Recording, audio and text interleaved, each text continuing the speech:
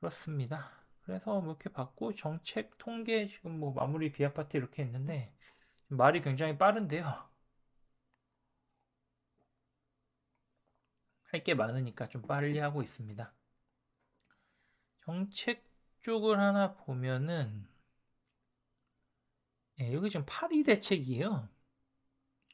8위 대책 때 뭐 나왔냐 보면 투기과열지금이 투기 지역 지정, 민간 택지 분양가 상한제 적용 요건 개선, 재건축 재개발 규제 정비, 양도소득세 강화, 다주택자 등에 대한 금융 규제 강화, 다주택자 임대주택 등록 유도, 청약제도 개편, 지방 민간 택지 전매 제한 기간 설정, 오피스의 분양 및 관리 개선.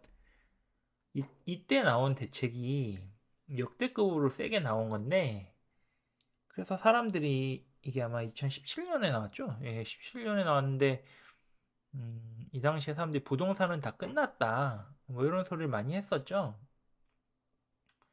근데 안 끝났죠.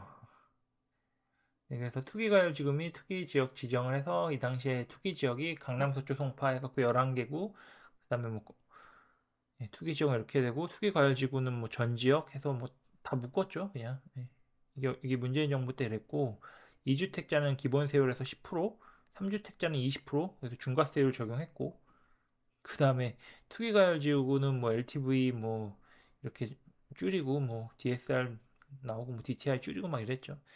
예.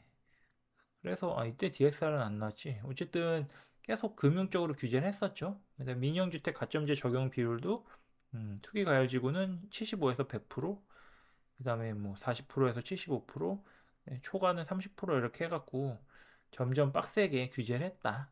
이때 이랬고 이걸 말씀드린 이유는 요 정도 대책이 나와도 시장에 큰 폭의 조정은 없는데 지금 규제로 무슨 폭락한다는 말 듣지 마시라고 한번 말씀드린 거고요.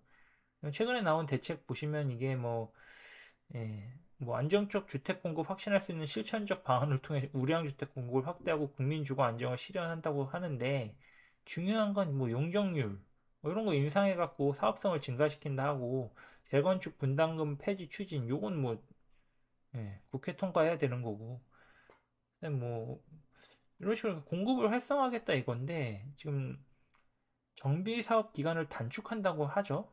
그래서 보시면은 기본계획 수립, 정비구역 지정, 정비계획 수립을 같이 하고 사업 시행인가 관리처분인가 같이 하고 그 다음에 뭐 재건축 조합 설립을 위한 동의 요건을 완화 75에서 70% 동별 1분의 2, 2분의 1에서 이제 3분의 1 이거 하면은 상가랑 좀 이제 다툼이 적어지죠. 상가가 동의율 모집하기 힘드니까 그리고 대형 평수도 좀 동의율 올리기 힘든데 그런 데가 이제 엮여 있으면 좀 혜택을 받는 거죠. 그래서 빨리빨리 공급을 하겠다 이 뜻이고 넘어가 보면은 용적률은 뭐 지금 역세권은 360%에서 390%, 일반은 300에서 330%인데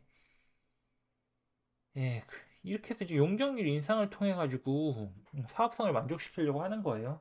일반 분양분 가격 상승보다는 임대주택 비율을 줄여주겠다. 용적률 완화에 따라서 그리고 임대주택 인수 가격을 현행 대비 1.4배 상향. 그래서 이렇게 되면은 우리가 재건축 재개발해서 어떤 아파트를 만들어서 정부한테 팔잖아요. 그거 이제 임대 물량을 파는데 그거를 원래는 현재 공사비 한 800만 원 기준으로 보면은 반도 못 받았는데요. 이제는 그래도 한 7, 80%까지는 받을 수 있는 그렇게 바뀐다는 거죠. 그러니까 조합 입장에서 보면 이것도 사업성 증가 요소고 그 다음에 재건축, 재개발 사업의 유연한 추진이 가능하도록 전용 8호미터 제곱 이하 주택 공급 의무를 폐지한다. 이거는 이제 대형 평수가 많은 데한테는 좀 유리한 거고, 뭐 재건축 분담금 뭐 제초안 폐지한다고 이러는데, 이거는 뭐 본인들 맘대로 되는 게 아니고, 신규 택지 뭐 8만 호 하고 뭐 신축 매입하고 뭐 이런 건데, 이거는 뭐 지금 큰 의미가 없어요. 큰 의미 없고, 박상호 국토부 장관님 말씀하시는 거 보면은 비아파트 시장 정상화, 수도권 신규 택지 물량 확대, 주택 공급 여건 개선, 부동산 시장 구조 개선, 정비 사업 평균 6년 단축. 이거 그냥 약간 숫자 노름이고 6년 단축 절대 안 되고요. 비아파트 시장 정상화를 할 거면은 지금 공시 가격의 126%를 그 전세보증법 가입하는 거 그거 없애야 돼요. 공시 가격의 126%를 150%로 다시 늘리지 않으면은 이게 지금 수요자가 안 붙어요. 수요자가 안 붙는데 공급을 비아파트 시장에서 나오게 한다? 그거는 약간 넌센스죠. 그래서 근데 아직도 그걸 안 하고 있으니까 무슨 생각인지 잘 모르겠고, 그다음에 지금 최근에 저 이복현 선생님께서 스트레스 DS 3단계 조기 도입할 수 있다. DSR HV 비율 규제 강화할 수 있다. 이렇게 굉장히 겁을 주고 계시는데 굉장히 복잡하잖아요. 지금 대출 규제 현황 이렇게 라크베르님 거에서 갖고 왔는데요. 이게 굉장히 복잡해요. 그래서 그냥 대출 상담사한테 물어보는 게 빠릅니다. 지금 대출 규제가 은행마다 다 너무 다르기 때문에. 그렇고 금리 인상 이거는, 이게 지금 보시면은 4.5, 뭐 4.58, 4.82 막 이렇게 다양하게 있는데 제가 내고 있는 통계에서는 지금 주담대는 4% 초반대입니다. 네, 이 정도 보시면 되고, 뭐 이건 사업성 완화된다 이건데요. 이건 뭐 이해하시는 분이 계실 수도 있고 못할 수도 있는데 간단하게 허용 용적률을 20% 20%잖아요. 이거 지금 허용을 40%로 바꾼다는 거예요. 상한 20% 올리고, 그러면 보시면 분양이 10% 줄었잖아요. 임대도 10% 줄었잖아요. 근데 실상은 분양이 밑에서 더 늘어나는 거라, 분양은 258%, 분양은 275%라 임대가 15% 되는 거고요. 임대가 10% 주니까 분양이 10% 느는 거예요. 간단하게. 그래서 분양 10%만큼 증가가 되니까 그만큼 사업성이 증가가 된다. 그래서 간단하게 곱하면은 이렇게 하면 돼요. 만약에 지금 세당 대지분이 10평이면은 2.75 곱하면은 27.5잖아요. 10평 곱하기 2.85 하면은 28.5만큼 만들 수 있거든요. 분양 면적을. 그럼 한 평이 올라가잖아요. 한 평에 5천만 원이면은 5천만 원만큼 사업성 증가가 된다. 그 뜻이고요. 그다음에 이거는 뭐 기존 과밀단지 지역은 현황 용적률 인정 범위 확대한다. 그래서 이 보시면 현황 용적률이 268%인 거는 지금은 230%까지 이걸 낮춰요. 그런 다음에 공공임대 35%를 넣으니까 사업성이 나빠지잖아요. 그러니까 지금 이런 데 사업이 안 돼요. 근데 이제는 공공임대 16%만큼 넣고 분양은 19%만큼 더 늘어나는 거죠. 그래서 사업성 증가를 시키겠다. 그래서 현황 용적률 268처럼 높은데도 그래도 사업성 완화를 하겠다. 그리고 360%까지도 늘려주겠다. 그 뜻입니다. 그래서 대개발 시대인데 정부 입장에서 보면은 일반 분양가를 계속 올라가는 건 부담이 되니까, 신축 가격이 계속 올라가는 건 부담이 되니까 용적률 인상을 통해서 해결하겠다. 뭐 그 뜻이고요. 이거는 아까 본 거랑 비슷한 건데, 허용 용적률 40% 해갖고 분양 10% 늘리겠다 이거고요. 그다음에 이제 스트레스 DSR인데 지금 이제 2단계죠. 2단계가 이렇게 되고 있고 이제 3단계로 올라갈 텐데, 간단하게 실제 금리가 올라가는 건 아니라 금리가 올라가는 것처럼 해서 대출 규모를 줄이겠다 이 뜻이에요. 그래서 왜냐면 지금 점점 금리는 낮아질 거잖아요. 금리가 낮아질 거기 때문에 기준금리가 정부 입장에서는 굉장히 부담이 되는 거죠. 그래서 여기 보시면 혼합형이 있고 뭐 주기형이 있는데, 혼합형은 5년 동안 금리 고정하고 6개월마다 금리가 변동되는 거고, 주기형은 5년마다 금리가 고정이에요. 그래서 이렇게 보시면은 소득 5천만 원 기준으로 보시면은 수도권은 혼합형 5년으로 하면 3억 300이고 비수도권은 3억 1200이에요. 그러니까 이게 좀 웃긴 게 수도권만 더 이렇게 규제라는 건데, 이게 이명박 정권 때도 이랬었거든요. 이명박 정권 때는 이금융권 규제를 수도권에 해갖고 돈을 지방으로 가게 했죠.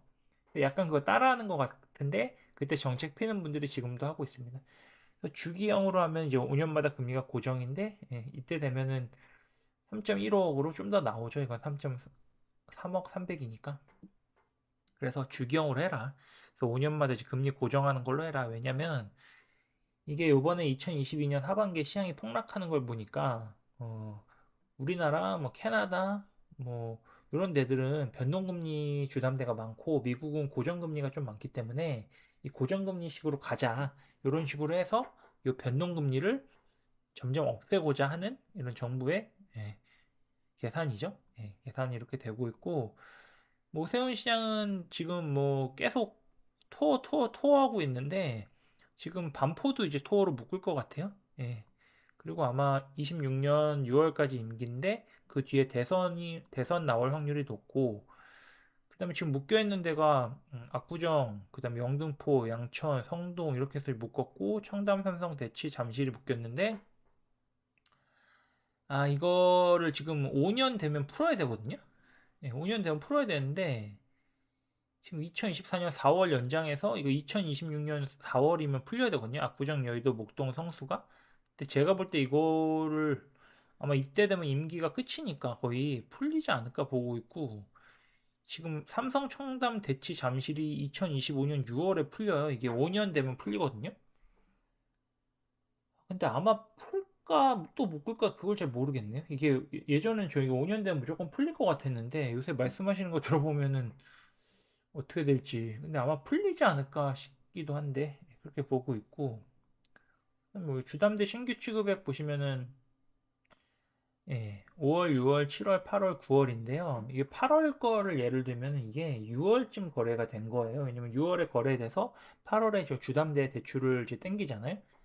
8월에 지금 굉장히 많이 늘었는데 9월 9일까지지만 좀 많이 줄고 있다. 이게 날짜별로 보면 한 15%좀 줄었대요. 근데 9월 거는 실질적으로 한 7월쯤 거래된 거기 때문에 이게 좀 더 봐야 되고, 근데 재밌는 건 수도권 비중이 엄청 높다. 그래서 지금 돈이 수도권에 몰리고 있다. 이렇게 보시면 되고,